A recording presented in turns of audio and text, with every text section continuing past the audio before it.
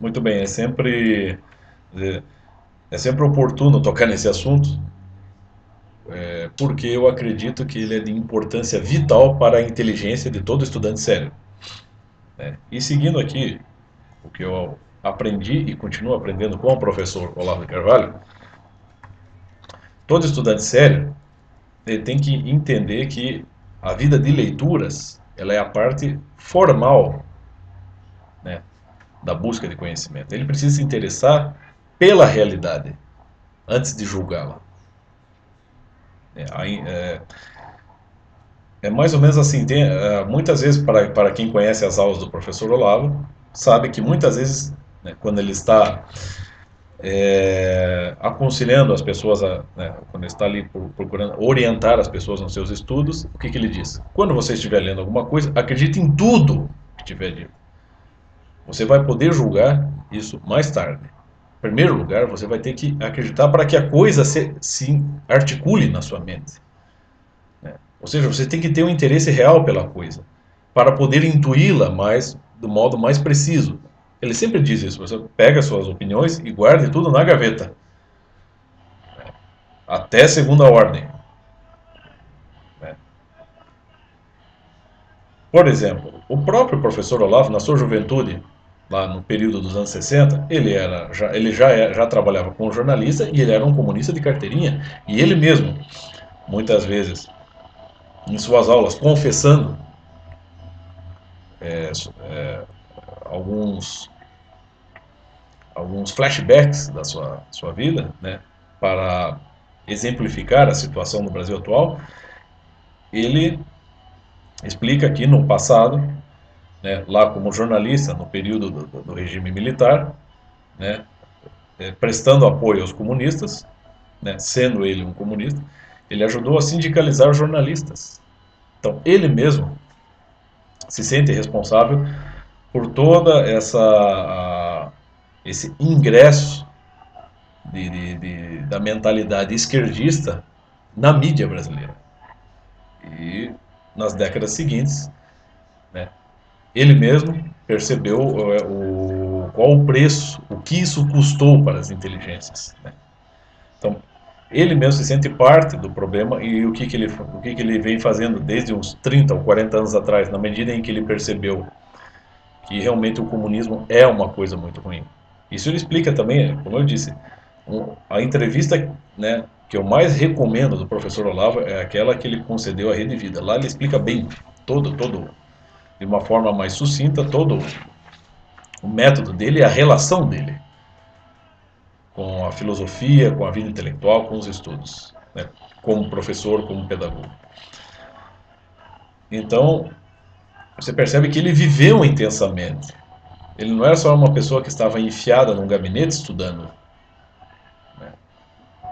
Ele estava lá vivendo, tanto que ele tem. Claro, não há necessidade de tocar na vida pessoal dele. A vida pessoal dele, a vida conjugal, a sua relação com os filhos é assunto estritamente subjetivo. Mas se você pegar, ele teve lá, dois, três casamentos, tem 8, 9 filhos, você percebe que ele é uma pessoa que andou por aí, que teve experiências, morou em outros países, né? Estuda pra caramba, já participou da Tarica do Fridtjof Schwann, né? Ou seja, a experiência dele não é só a de uma pessoa, de um erudito que está num escritório, confinado num escritório e abrindo volumes e mais volumes, um atrás do outro, né? E adquirindo apenas informação e processando. Não, ele vive essas situações. Ele viveu uma série de situações intensamente, e é isso que ele recomenda para todo estudante sério. É por isso que hoje, quando ele está lá ministrando uma aula ou escrevendo um artigo ou um livro, nós não percebemos nele nenhum sotaque, por exemplo, do Mário Ferreira dos Santos. Mário Ferreira dos Santos, segundo o próprio professor Olavo, concordo com ele, é o maior filósofo brasileiro e quiçá um dos maiores do mundo. Concordo com ele. E o professor Olavo chegou a aprender alguma coisa pessoalmente com o Mário, mas ele não adquiriu, né, o sotaque do Mário Ferreira ao, ao expressar-se por si, entendeu? A gente não percebe isso nele. Por quê? Porque ele também sabe viver, ele sabe interessar-se, né, sinceramente pela realidade. É essa a questão, esse é o ponto, entendeu? Então, eu estava aqui assistindo a um vídeo do senhor Rodrigo Constantino, que é um homem muito inteligente, muito competente intelectualmente. O vídeo é este aqui, eu vou colocar depois aqui o link do vídeo. Ele é muito bom o vídeo. O título é Massacrando Paulo Freire com Paulo Freire, tá? Tem 16 minutos aqui. Então o vídeo está excelente, né?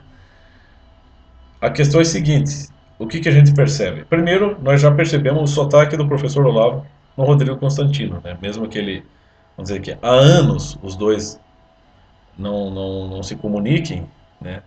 E inclusive até se tenham se tornado, em certo sentido, inimigos, né? Ainda assim, eu sei que o Rodrigo Constantino iniciou muito da sua brilhante carreira como intelectual com o professor Olavo de Carvalho, né? Mas a gente percebe que a análise dele de Paulo Freire, né, por mais correta que ela seja, é aquela coisa livresca, entendeu? Apenas isso. Eu não estou dizendo, eu também já fiz muito isso e continuo cometendo esse erro. Eu acredito que isso é um erro, por mais correta que seja. Porque se você pegar, assista ao vídeo depois, você vai ver que ele está confrontando uma lógica com outra, ele está fazendo muito mais isso, mas você não vê uma experiência da pessoa. Mesmo porque ele se especializou na área mais na área de economia, administração, né?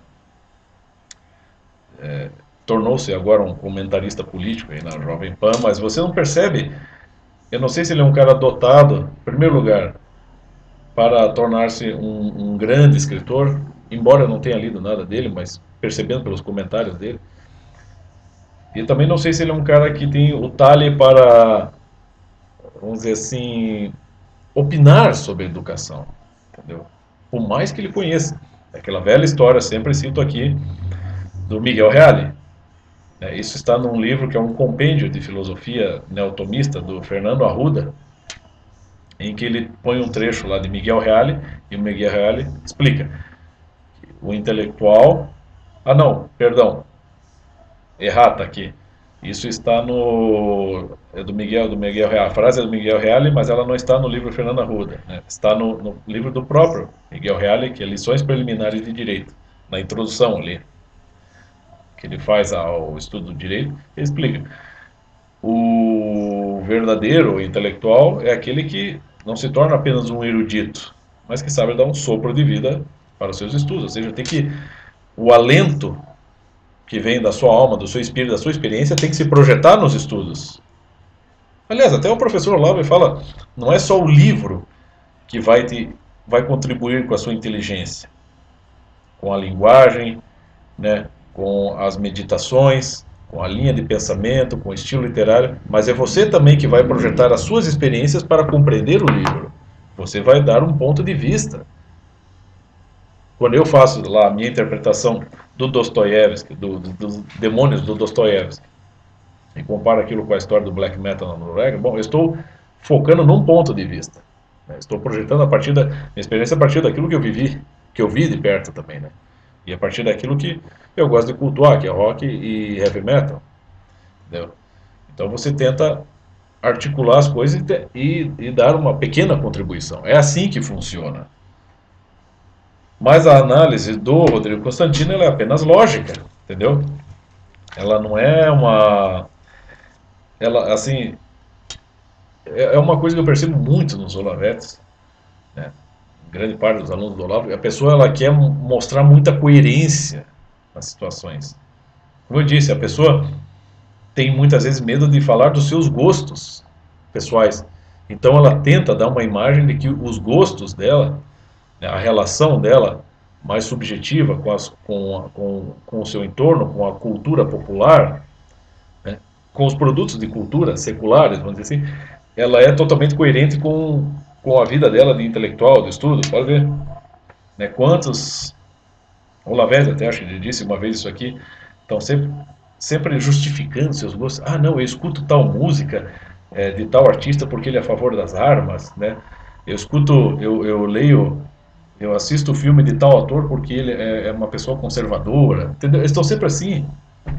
Gente, o professor Olavo ficou anos e anos defendendo a tese de que o cigarro não faz mal, né? É uma coisa absurda, absurda. É um troço que não faz sentido, é claro que faz mal, e é claro que se hoje ele não pode nem chegar perto do cigarro, talvez, acho que nem a fumaça do cigarro ele pode aspirar, ele nem fumante passivo ele pode ser hoje. Por quê? Por causa do cigarro, né? Ele teve um problema lá nas suas vias respiratórias, um problema sério, por causa do cigarro, e ao mesmo tempo ele estava defendendo a tese de que o cigarro não faz mal. Então é claro que isso é uma estupidez, isso não tem nada a ver com a realidade, isso é uma coisa pessoal dele. Essa coisa, como eu disse, de sair caçar urso e de portar armas, tá? Eu também sou a favor do porte de armas, mas não essa pose toda que o professor Olavo faz, né? Tá lá um chapéu de cowboy, né? Um cigarro no canto da boca, nem uma propaganda da Marlboro, e com aquela baita, aquela espingarda, tem quase o tamanho do professor Olavo, porque ele é baixinho. Aquela pose toda, aquilo nada, não condiz com quem ele é, meu Deus do céu. Então, quer dizer, e é claro, só que esse é um direito dele. São as contradições. Nesse caso aqui, eu sempre recomendo o conto do Machado de Assis, A Igreja do Diabo. Assim, genial. Né? Machado de Assis é um dos maiores escritores, não do Brasil, né? Um dos maiores escritores de todos os tempos. Clássicos. Clássicos da literatura universal, Machado de Assis, A Igreja do Diabo, você coloca. Tem lá o diálogo entre Deus e o demônio, em que Deus deixa claro, o diabo perde no diálogo, obviamente, e Deus deixa claro, a eterna contradição humana. Mesmo criando uma igreja do diabo, Deus permitindo que o diabo criasse a sua igreja e ensinasse as pessoas a praticar o mal, as pessoas começavam a praticar o bem escondido dos dogmas, é, dos dogmas demoníacos, né? Ou seja, né, não tem como, não dá para ter uma coerência assim completa, 100%. Ou na análise que o professor Olavo faz sobre o heavy metal, ele fala: não estou aqui para julgar o gosto de ninguém, cada um gosta do que quiser, né? Ele não tem autoridade para isso. Ele tem uma autoridade intelectual, gente, né? Só que as pessoas não entendem. Então o cara pega ele que nem o Rodrigo Constantino, é um exemplo. Você pode pegar o Gustavo, não, o Gustavo não, o Flávio Morgenstern, você pode pegar ali o Daniel Lopes, aquele Bernardo Kister, o próprio Leonardo Bruno, que aprendeu muito com o Olavo, embora hoje esteja descendo o cacete no professor Olavo, aquela menina lá, a Paula Marisa, todos esses alunos do professor são pessoas brilhantes intelectualmente, né? Nada aqui, são muito mais inteligentes do que eu. Só que são pessoas que tentam demonstrar uma coerência muito artificiosa. Ó, gente, eu vou dar um conselho para vocês. Não existiu pessoa mais coerente no mundo, no meu entender, do que o próprio Adolf Hitler. Se tem uma pessoa que buscava coerência nesse mundo, em todos os sentidos, em todas as suas decisões e nas suas afinidades com a cultura, essa pessoa era Adolf Hitler. Olavo está sempre expressando as suas contradições. Porque ele é gente, ele é uma pessoa normal, saudável, espiritualmente. E parece que os olavenses, eles têm medo de dizer, não, eu curto rock. Você curte rock, continua curtindo, meu filho. Eu também curto. E ainda tiro um proveito, de quebra, ainda ali articulo. Eu achei o máximo o professor Olavo ter colocado aquele comentário a respeito de Beatles versus Adorno, né? Porque aí o meu cultivo pelo rock e pelo heavy metal já se torna algo, não apenas um hobby, mas se torna algo que se articula com a minha busca de conhecimento, que é uma coisa melhor que essa. Então aquilo que parecia uma contradição agora se torna uma coisa mais coerente, mas se torna, mas naturalmente a coisa vai acontecendo assim, né? Então, quando ele faz a análise ali do livro do Paulo Freire, o que acontece ali com o Rodrigo Constantino? Ele em vez de seguir aquele valioso conselho do professor Olavo de Carvalho, em vez de ter um interesse real pela pessoa, porque o que o Rodrigo Constantino faz já de cara? Nós estamos seguindo aqui o conselho da arte da guerra de Sun Tzu, que é um dos grandes livros da humanidade, realmente. Conheça o seu inimigo. Tá, mas você não tem que ler Paulo Freire só porque você tem que conhecer o seu inimigo. Quem disse que o Paulo Freire é teu inimigo, cara? Como é que você sabe? Ah, porque você decidiu ir pro time da direita, né? Não pro time da esquerda, então agora o Paulo Freire é automaticamente o seu inimigo? Eu não sei se ele não é nem meu inimigo nem meu amigo. Eu quero entender ele em primeiro lugar, né? E à medida que eu vou lendo e que eu vou procurando suspender as minhas opiniões e lê-lo, procurar entendê-lo e procurar mesmo, né, assim, fazer um esforço por acreditar que ele está falando a verdade, bom, aí a gente vai entendendo quais são as intenções da pessoa, né? Então você precisa, em primeiro lugar, você não precisa seguir necessariamente um conselho de Sun Tzu. Conheça o seu inimigo. Eu não posso tomar ele como meu inimigo, eu simplesmente quero entendê-lo, em primeiro lugar. Porque se eu for nessa via, então eu vou ficar muito mais procurando trechos, procurando falhas nele, para apontá-lo como um esquerdista mal intencionado e indigno, do que realmente entender o cara. Que é o que o Rodrigo Constantino faz. Pelo menos do que eu percebi do vídeo dele é isso.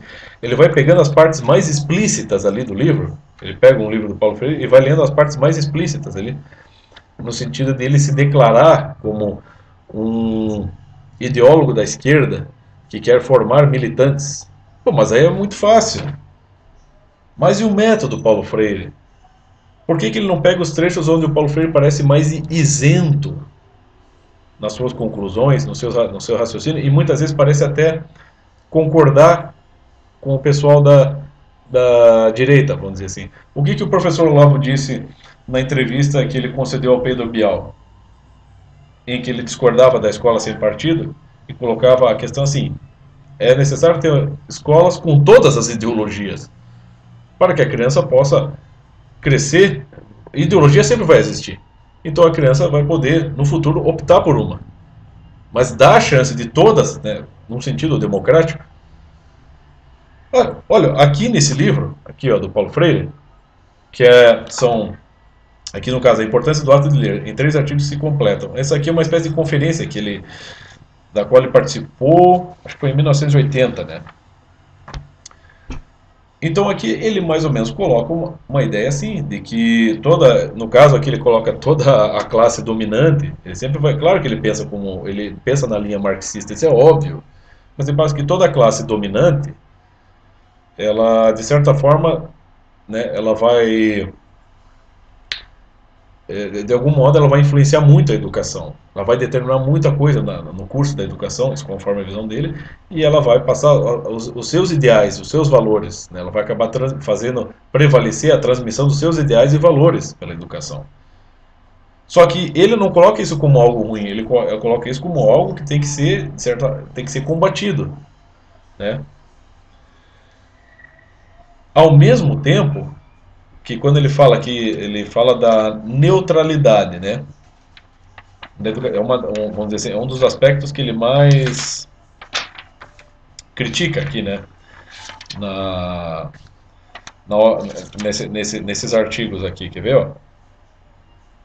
Ó, o mito da neutralidade da educação, que leva à negação da natureza política do processo educativo e tomá-lo como um que fazer puro, em que nos engajamos a serviço da humanidade entendida como uma abstração, é o ponto de partida para compreendermos as diferenças fundamentais entre uma prática ingênua, uma prática astuta e outra crítica. Ele fala mais da leitura crítica. No prefácio desse livro aqui, desse livrinho aqui que acompanha essas conferências, ele conta um pouco da história dele, de infância. Não sei se ele está sendo honesto ou não, se ele está contando a verdade, mas é aquela regra do mestre Olavão. Acredite em tudo que ele estiver dizendo. Você vai ter tempo para digerir isso depois. E separar o joio do trigo, entender exatamente quais são as intenções do indivíduo aqui. Então, ele sempre assim, tem uma dos estudos mais importantes do professor Olavo, ele mesmo reconhece isso, que lá o artigo dele sobre a tripla intuição. E lá ele explica que você... É uma das melhores aulas que eu já tive com o professor Olavo, né? Isso foi pessoalmente. Em que ele explica, você pega um texto, lê um texto qualquer, um texto de filosofia, um texto de ciências, ele não falou, não importa o autor, e você pega os termos chaves, procure termos chaves, expressões chave, né, grife elas e depois anote elas numa folha à parte e leia elas depois, analise elas, procure entendê-las mais a fundo. Então, você pode pegar aqui nesse, você vê um pequeno livro do Paulo Freire, só isso aqui, cara, eu acho que isso aqui para mim daria assim horas de debate, horas, semanas, meses, anos de debate, porque é muita coisa, isso aí é uma vida inteira para você entender isso aqui, cara. Não são com pequenas publicações que você vai conseguir reverter o processo Paulo Freire. Quantas décadas o homem atuou na educação no Brasil? Então você pega aqui, já no início, no prefácio ali, separar alguns termos do que ele diz. Ele pega da infância dele lá no Recife, quando ele tinha ele ia de casa para a escola, da escola para casa, não tinha nem energia elétrica naquela época, tudo. Então ele repete sempre uma expressão, leitura da realidade, porque ele quer falar da leitura crítica, né? Ou a crítica da educação, crítica da leitura, crítica do ato de ler. São todos termos chaves. Mas antes, ele diz, antes da leitura crítica tem que ter a leitura da realidade. E eu fiquei um bom tempo assim. Eu li e reli isso aí e pensei, bom, leitura da realidade. Tá. Quando eu decidi parar para prestar atenção bem nisso que ele quis dizer, nessa expressão leitura da realidade, eu pensei, mas pera, como assim leitura da realidade? O que nós temos, a princípio, a criança, quanto tempo leva para uma criança aprender a falar, a articular a linguagem e a escrever e a ler? Então a criança, ela tem uma leitura da realidade ou ela tem uma intuição da realidade? A primeira coisa que nós temos é a intuição, que eu saiba. A leitura é uma coisa, a leitura, a escrita, né? E a fala, né, a fala articulada, ela vem muito depois. Esse é o próprio, o grande Eugen Rosenstock, né? Um dos grandes filósofos da linguagem alemão, que o professor Lau recomenda muito. Naquele livro, A Origem da Linguagem, ele fala isso. Você tem a linguagem inarticulada, primeira fase da vida. Na segunda fase da vida temos a linguagem articulada, formal, madura, e depois, mais para frente, com o passar do tempo, temos a linguagem informal, a linguagem relaxada. Isso falando em linguagem, só que toda a linguagem ela se dá a partir da intuição. Ele até coloca um exemplo, o Eugênio Rosenstock coloca um exemplo no seu grande livro, A Origem da Linguagem, que ele diz, nunca ninguém poderia dizer hoje assim, que belo dia, que bela manhã de sol, sem que alguém no passado não tenha se expressado assim, agradeço a Deus por mais esse dia, por mais essa manhã, por essa bênção, né, da luz do sol iluminando, né, o nosso espaço, iluminando a nossa terra, né, trazendo energia e conhecimento para nós. Ou seja, era, se, a princípio se formulou uma expressão muito mais complexa e muito mais elevada para que ela com o tempo se tornasse uma expressão mais relaxada, mais informal que todos repetem, né? Mas antes de haver aquela expressão toda articulada que reconhece o nascer do sol como uma bênção divina, a pessoa precisou perceber, precisou intuir, precisou de uma experiência que que a tornasse apta a articular uma linguagem que expressasse isso. Portanto, nós não temos uma leitura da realidade, nós temos uma intuição da realidade. Mas esse é um termo que ele usa constantemente, leitura da realidade. Esse é o método dele. Ou seja, ele coloca a coisa num plano que é, vamos dizer assim, é como se, no meu entender, parece que o Paulo Freire ele trata, ou seja, os educandos, como ele põe, né, educandos e educandas, né? como se fossem assim uma espécie de robozinhos. Não estou nem dizendo animais adestrados, né? Os animais não articulam a linguagem com os seres humanos, mas como se fosse assim, como se a mente das pessoas fosse um mero programa de computador que você tenha que preparar para agir de um modo mais mecânico, mais automático, né? Autômato, pela linguagem que ele utiliza aqui, né? Que é uma linguagem que você vamos dizer, é uma espécie de termologia, né, que ele usa para fazer frente à educação tradicional, que não usa esses termos, entendeu? Mas mais para frente aqui ele vai usar outros termos. Essa coisa tem a leitura da realidade, tem a educação neutra. Não existe educação neutra, toda educação é política, mas ao mesmo tempo ele fala aqui, ó, quer ver, ó? Vou pegar aqui um. Vou ler um trecho um pouco longo aqui, mas vocês vão entender. Na medida em que compreendemos a educação, de um lado, reproduzindo a ideologia dominante, mas de outro, proporcionando, independentemente da intenção de quem tem o poder, a negação daquela mesma ideologia, ou do seu desvelamento, pela confrontação entre ela e a realidade, como de fato está sendo e não como o discurso oficial diz que ela realidade vivida pelos educandos e pelos educadores, percebemos a inviabilidade de uma educação neutra. Ou seja, ele também, o Paulo Freire também fala dessa questão da experiência. Quer dizer, então o Rodrigo Constantino ele pega só aqueles trechos mais sentimentais do Paulo Freire, em que ele se declara uma pessoa injustiçada, né, pelos oligárquicos, pelos capitalistas, pelos burgueses. Ele pega os trechos mais idealizados, enquanto aqui você tem ele colocando o método dele, né, em que ele não dispensa a experiência, né, com a realidade antes de se formar a linguagem. E é aqui que está o golpe dele, porra. É aqui que ele vai, aos poucos, chegando naquilo que o Rodrigo Constantino fala depois ali, na leitura que ele faz ali de um trecho do Paulo Freire, né, de se formar militantes. Então é claro que aqui ele está, só que ele está, como é que ele está raciocinando? Ele está raciocinando, ele está procurando raciocinar como todo o filósofo. Ele adota uma linha bastante rigorosa e ele insere nela, mistura, assim, mais ou menos no sentido gramsciista, elementos, né, de filosofia marxista e elementos de uma filosofia tradicional. Ao mesmo tempo que ele critica a suposta neutralidade da educação, mas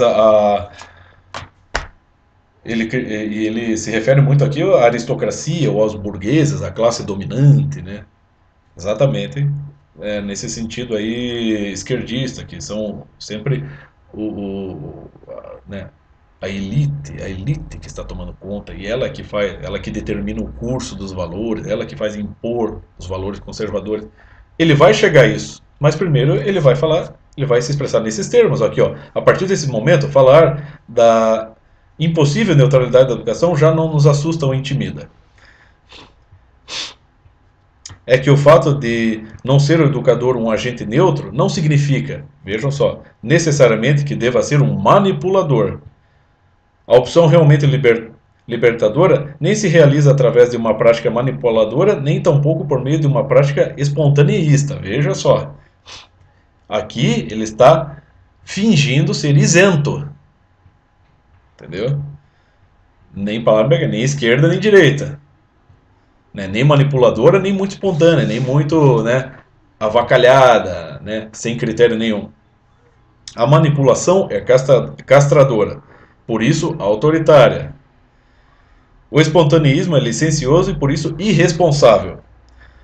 O que temos de fazer, então, enquanto educadoras ou educadores, é aclarar, assumindo a nossa opção, né, que é política, e ser coerentes com ela na prática.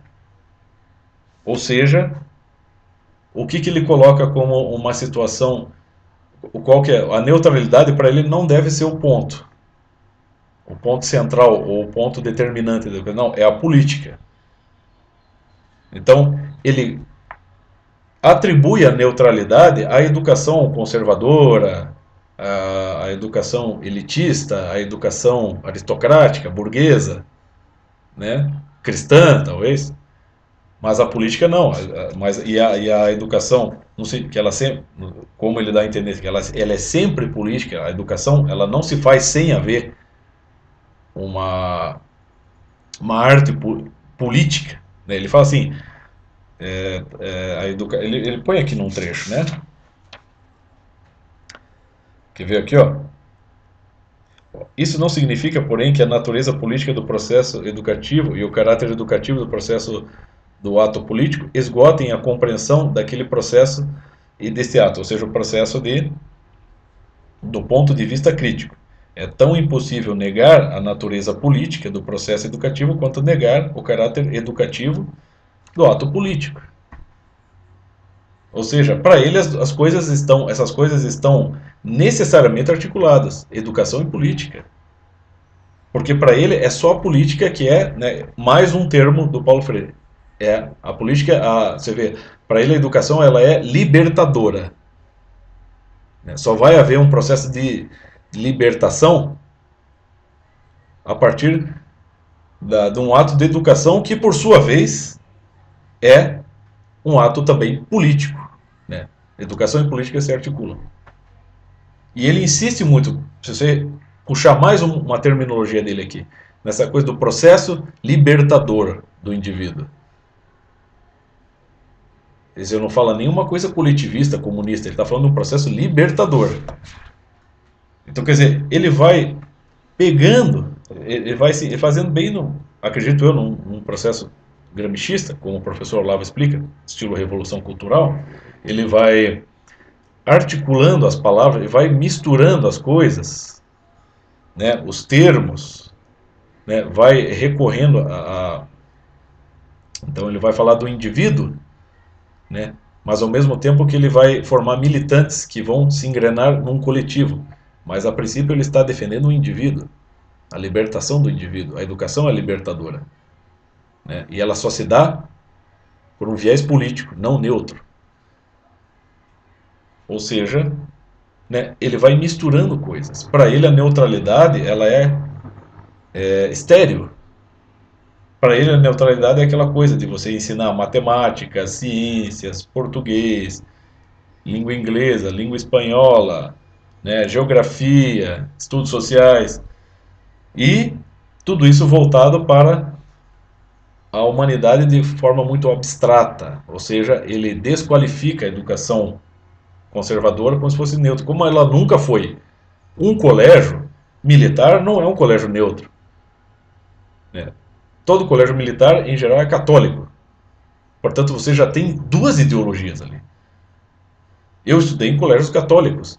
Eles não são neutros. Eles estão ensinando o catolicismo também. E os mormons, que também têm suas escolas. E os protestantes, que têm suas escolas. Né?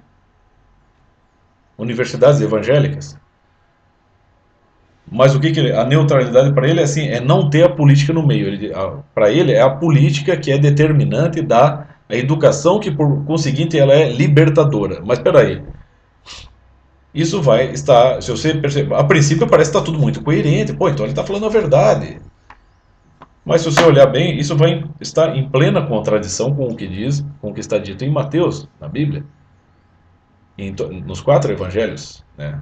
Você tem a expressão divina, né? Conhecereis a verdade e a verdade vos libertará. Então, em primeiro lugar, o que você precisa conhecer? A verdade. É só conhecendo a verdade que você estará livre. Né? Então você tem que ter um amor à verdade, que é isso que ensina Platão, Sócrates, Platão, Aristóteles, um amor à verdade, conhece-te a ti mesmo. Só assim você estará livre. Né? O amor à sabedoria. E aqui não, ele está ensinando as pessoas a serem, né, assim, supostamente livres. A educação é libertadora, porque ele já parte do pressuposto do quê? De que vivemos sob a educação neutra, né? Que é promovida pelos oligárquicos, pelos aristocratas, pela elite, pelos conservadores, pelos cristãos, pelos burgueses, enfim. Então ele já parte desse princípio, ele cita até situações históricas aqui. Quer dizer, você vê, nesse livrinho fininho desse, olha a quantidade de coisas que você já tem. Você vê, quer ver aqui? Eu parei aqui, eu voltei aqui na página, até a página 30. Ele começa na página 7. Menos de 30 páginas, olha a quantidade de coisa, a quantidade de elementos que ele insere ali para pegar, para de fato pegar as pessoas, para tentar projetar um processo, um suposto processo educativo que vai superar a suposta neutralidade da educação tradicional. Então, isto é um texto subversivo. Só que você precisa lê-lo e relê-lo várias vezes para você pegar o fio da meada. Separar os conceitos, os termos que ele usa, né? Seja, aqui está bem, ele é, claro, se você está mais treinado, você percebe aqui explicitamente qual é a intenção dele, tanto que no final ele já começa a citar Marx, Engels, Gramsci, explicitamente, mas mais para o fim. Mas uma pessoa que não está treinada, uma pessoa que nunca leu Marx, nem Engels, nem Gramsci, né, e que não está treinada, não é uma pessoa que estuda, uma pessoa que, sei lá, um estudante de letras, que quase não sabe o que está fazendo na sua faculdade, ele lê um livro desse, né, e que por conseguinte já vem de uma educação um tanto deficiente, já, mesmo que tradicional, mas um pouco degradada, já, né, porque é assim que está. Né, hoje, para se manter uma educação para valer, isso custa mais dinheiro, dá mais trabalho. Então, em geral, o professor Olavo tem razão, a educação se tornou muito deficiente aqui no Brasil, mesmo a educação tradicional. Então a pessoa já não sai muito bem formada da escola, do colegial. Daí ele vai para a faculdade, ele lê um livrinho desse, em que você tem o Paulo Freire preparando as pessoas para serem militantes, mas utilizando-se de termos que não são explicitamente é, palavras de ordem, né? Nos quais a pessoa possa perceber ali uma bandeira ideológica, entendeu? Embora ele fala de política, ele não fala de comunismo, né? Então como é que o Rodrigo Constantino então ele pega aqueles trechos mais explícitos e fica ali, ó, tá vendo? Olha como ele levanta a bandeira do comunismo, mas é claro, isso ele faz, tá explícito ali, agora aqui não tá explícito. E como é que o cara não tem a capacidade de analisar isso aqui, meu Deus do céu, né? Tem que ler e reler, se interessar por isso aqui para saber qual é a estratégia do cara. Para ele, vamos dizer assim, ir convencendo as pessoas aos poucos de que a educação tradicional ela está defasada e mesmo que não esteja defasada, ela é deficiente por ser neutra e por ser ineficaz e que é só a articulação com a política que vai dar certo e que você não tem que conhecer a verdade, você tem que se libertar, né? Do tipo assim, vivemos num mundo preso pelas correntes da opressão, então você tem que se libertar. Você não tem que conhecer a verdade, você tem que buscar a sua liberdade em primeiro lugar. E é por isso que se formam, né, esses grupos de jovens militantes, babacas, idiotas, estúpidos aí pelas ruas, né, protestando contra tudo e quebrando tudo. Porque eles não estão buscando a verdade, não estão buscando ter amor à verdade, eles estão tendo amor apenas ao seu afã de serem livres. E quem se colocar no caminho deles para tentar explicar que as coisas não são assim, vai levar pedrada. Né? É isso que o Paulo Freire formou, né? Ou ajudou a formar, esses grupos. Então como é que essa análise bocó, né? Falando aqui no sentido olaviano, que o Rodrigo Constantino faz ali do Paulo Freire, né? Cara, é um troço muito, assim, é muito simples, sabe? É muito fácil fazer aquilo ali. Né? Eu não vejo nele nenhum interesse assim em querer falar da verdade. Eu vejo ele muito mais querendo mostrar que é um cara muito inteligente, tanto que lá pelas tantas ali no livro dele, lendo um outro trecho de Paulo Freire, ele fala assim: isso parece aquelas psis lacanianas, né? Quer dizer, ele quer fazer referências a coisas, a, a, a estudos mais profundos, referências ao Jacques Lacan, aí ele recomenda outros livros sobre história da pedagogia, história da educação aqui no Brasil, estudos sobre Paulo Freire. Então ele está mais interessado em mostrar que ele estuda, né? Mas eu não vejo ele capaz de fazer uma análise realmente aprofundada, né? De se interessar, separar, leu várias vezes, separar os termos, perceber como é que ele rearranja esses termos, de modo a induzir as pessoas a acreditar que realmente, vamos dizer assim, o pessoal da direita, conservador, eles são pessoas de mentalidade ruim, eles são pessoas de mentalidade preconceituosa e que só os pobres é que vão ter uma superioridade moral e que isso tudo só vai ser alcançado por uma ação libertadora que só pode se dar por meio da educação articulada com a política, que por conseguinte não pode haver educação sem política. E ele vai jogando tudo isso de uma forma muito sutil, não para nós que estudamos, mas para quem está despreparado, para um leigo, ele cai facinho nisso. Aí no final ele acaba concordando. Quando chega no final aqui do artigo, na página 40, ele já está citando explicitamente Marx, Engels e Gramsci. Aí a pessoa começa, é bem provável que a pessoa passe a acreditar que Marx, Engels e Gramsci, entre outros, são verdadeiros mestres da humanidade, quando não são. Mas o Rodrigo Constantino não sabe fazer isso e o cara está ganhando um monte de dinheiro. Então realmente tem que concordar com o professor Olavo, né? O cara, né, ao mesmo tempo que ele tem uma competência intelectual, ele não sabe, vamos dizer assim, ter uma experiência aprofundada da coisa, né? Ele não sabe viver a coisa, né? Ele não tem um interesse pela realidade, ele tem interesse só pelos livros. Claro, a gente tem que estudar, temos que ter os livros, mas a experiência no mundo, a sua experiência aqui fora do seu gabinete, porra, né? E ainda fala no final, lê um trecho lá esdrúxulo do Paulo Freire, puta que pariu! Quer dizer, tá aí o sotaque do Olavo, ao mesmo tempo que critica o Olavo, né? Vamos dizer, parodiando uma sentença divina dos evangelhos, né, que diz nem só de pão vive o homem, também, nem só de livros vive o estudante sério, ele precisa de experiência, né? Você pega lá o padre Antônio Vieira, quando num dos sermões deles, do período de Páscoa, de Quaresma, no dia da ressurreição, os apóstolos já estão todos desacreditados, né? Você tem os dois discípulos indo para o caminho de Emaús, que é exatamente o contrário de Jerusalém. Jesus está do lado deles, eles estão lá elucubrando, ele não vai vir, eles estão lá, assim, eles não estão mais percebendo a realidade em torno, eles estão lá com as suas teses, não, ele não vai voltar, eu acho que tudo isso é um grande erro, e Jesus estava do lado deles conversando com eles, entendeu? Porque é assim, muitas vezes, que esses eruditos caminham, né? Eles vão esquecendo a realidade em torno, ou mais ou menos como um René Descartes, uma vez, uma pessoa da minha família disse muito bem isso. O René Descartes estava lá estudando a fundo de determinado assunto e passaram manadas de elefantes, rinocerontes, girafas ao lado dele, ele nem percebeu, entendeu? Então, é claro que tem que haver um interesse pela experiência, um interesse real pelas coisas. A finalidade não é os livros são instrumentos apenas, porra, né? Então você tem que ler e tem que entender a situação. Agora, por exemplo,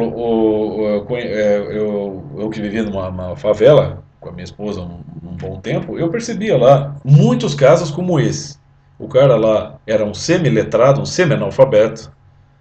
Ele, o máximo que ele sabia é fazer as contas mais simples. Escrevia mal e tudo errado, mas ele sabia se comunicar. Ele tinha uma quitanda. Ele vendia lá legumes, frutas, pães, numa garagem, né, que era contígua à casa dele. Então ele abria o negócio dele pela manhã, né, ao longo do dia, né, trabalhava no negócio dele, no fim do dia ele fechava a quitanda, fazia as contas, pegava os lucros, pagava as suas contas, né, e era uma pessoa, digamos que ali você tinha resquícios da influência de Paulo Freire nele, mas ele não se sente um oprimido. E não, muitas pessoas assim não se sentiam oprimidas e nem tinham o menor interesse de se libertarem da opressão do mundo, do capitalismo, né? Eram pessoas semi-analfabetas, mas que sabiam gerenciar os seus negócios, as suas contas, as suas famílias e a sua crença. Então, fechava a sua lojinha, ia jantar, ia para a igreja, voltava para casa, né? Num ritmo ali bastante simplório, mas é a vida deles. Não havia ali, eu vi muitos casos assim, não havia o menor interesse dessas pessoas em tornarem-se subversivas. Vamos nos libertar das correntes da opressão dos malditos capitalistas, dos malditos conservadores, nós que somos pobres, marginalizados. Não via isso, eles queriam estar ali naquela vida. Vai adiantar você falar de Paulo Freire para eles?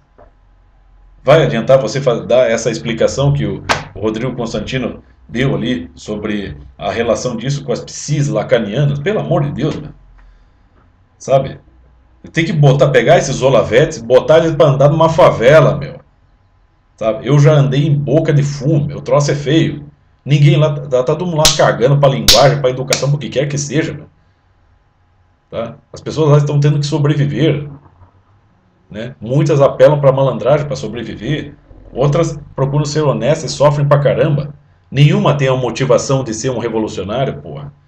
Nenhuma está interessada no método Paulo Freire. Eles estão interessados apenas em poder, né, saber se vão comer até o fim do dia ou se vão conseguir pagar suas contas no fim do mês. Né? Pessoas muitas vezes sofrendo por causa de drogas, sofrendo por causa de doenças, não tem como tratar. Né? Pessoas que a cada chuva que viviam na beira do rio, a cada chuva a casa alagava. Elas tinham que cuidar para não perder os poucos bens que possuem.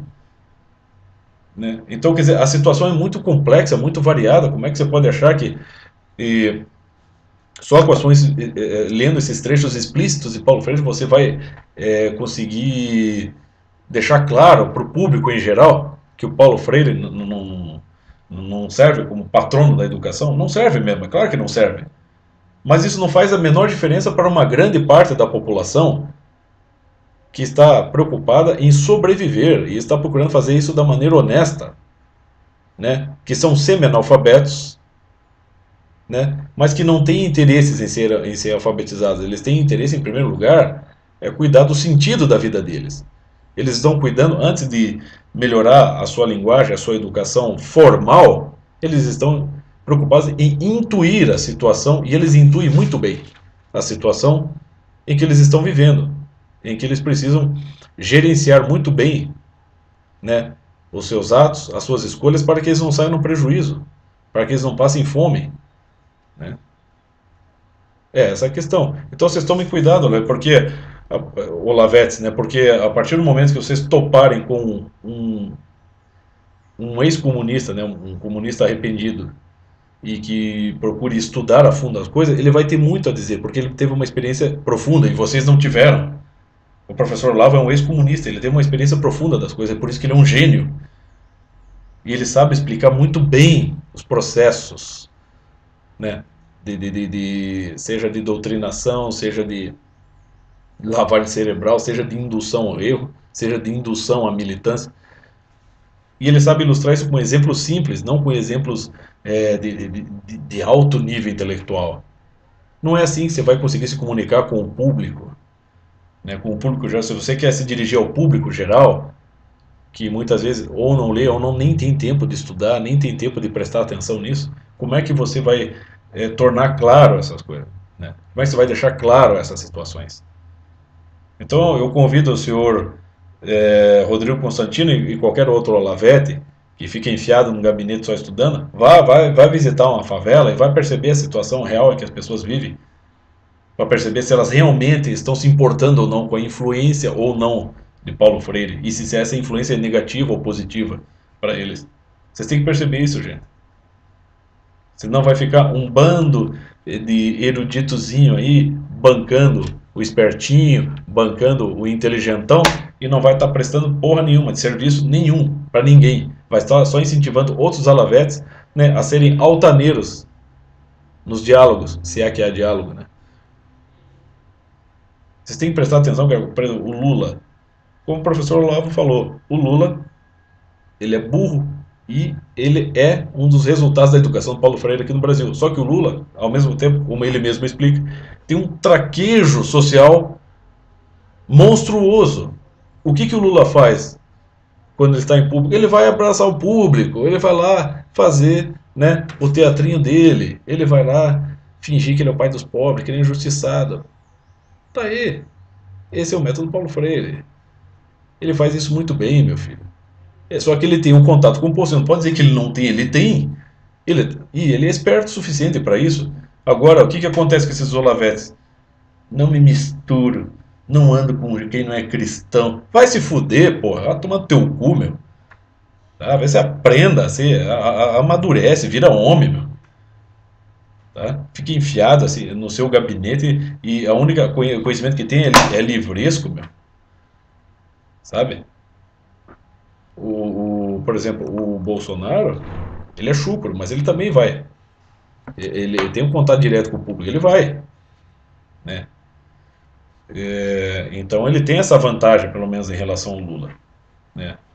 O Bolsonaro não é um cara nada intelectual, mas em parte ele está sendo bem orientado pelo professor Lula, em parte, né? Por outro lado, está dando um furdúncio, esse troço está dando um rolo, mas por um lado tá sendo até positivo. Mas tem que ter esse contato. Se você é só um erudito que se orgulha de ter passado horas e horas lendo Eric Foegling, Olavo de Carvalho, Dante Alighieri, beleza. Sai ali para a rua e vai conversar com o seu Zé da esquina que vende tomate. Vai conversar, eu vivo conversando aqui com os vizinhos. Moro aqui no condomínio, tem os seguranças, nenhum deles é letrado, todos são analfabetos. São caras que já trabalharam como policiais, como seguranças em outros lugares. Muitos deles já foram pessoas que praticaram crimes e hoje estão, vamos dizer assim, saíram dessa vida, né? Refizeram as suas vidas, hoje são pessoas honestas. Eles têm muita história para contar, né? Converse com as pessoas no ponto de ônibus, converse com as pessoas no teu trabalho, converse com as pessoas na rua, onde você anda. Preste atenção no cara que está pedindo dinheiro, preste atenção no vendedor ali da quermesse, né? Converse ali, você vai lá. Eu, por exemplo, vou ter que buscar remédios para um parente meu na Secretaria da Saúde, aqui no Paraná. Tá cheio, só tem gente pobre lá, cara, só tem gente se ferrando. Vai lá, vai conversar, eu converso, eu procuro conversar com as pessoas, saber o que eles estão pensando. Perceber o que eles estão sentindo. Como é que eles encaram a vida. Vê lá qual que é a influência do Paulo Freire na vida dele. No meu entender, é zero. Porque a vida é muito mais complexa do que isso, do que uma mera pedagogia de bosta que é do Paulo Freire, né? Você tem pessoas lá cujo sentido da vida está quase se esgotando, está quase se perdendo por causa de uma doença grave, entendeu? E esses Olavetes não conseguem perceber isso, né? Estão mais interessados em demonstrar erudição, né, em domínio da matéria e fazer essas confrontações lógicas, abstratas, mas não conseguem perceber, não são capazes. Qual deles está namorando vamos dizer, arranja uma namorada mora na favela? A minha esposa veio da favela, meu filho. Ela tem muita história para contar das coisas que ela passou, do que ela viveu, né? Eu andava na favela com ela. Eu não fiz isso, só que eu não fiz isso para querer bancar o, o, o jovenzinho idealista. Não, não, aqui comigo não tem preconceito, todos somos iguais. Não, foi porque eu me apaixonei mesmo por ela. E então eu ia lá na casa dela, visitá-la na favela, e andava pela favela, e eu via coisa do Arco da Velha. E eu fazia amizades, eu conversava com as pessoas. Em primeiro lugar é isso. Pegue os romances de Dostoiévski, perceba quem são os personagens de Dostoiévski. Como o professor Olavo mesmo explicou, outros estudiosos de Dostoiévski falam, é só louco, tarado, assassino, prostituta, ladrão. Você não vê um único intelectual nos romances dele. Olha a profundidade dos romances dele. Olha a quantidade de sentido que ele percebeu na vida dessas pessoas. Pessoas que eram capazes de transcender as suas condições e perceber algo a mais. Não, mas está ali o senhor Rodrigo Constantino fazendo comparações com as psis lacanianas, né, nesses trechos mais explícitos de Paulo Freire. Ah, meu Deus do céu. Você está falando com quem, Rodrigo Constantino? Está falando com o público ou está falando com o espelho? Você parece mais um narcisismo, né? Bom, deixa eu parar por aqui que o troço já está longo.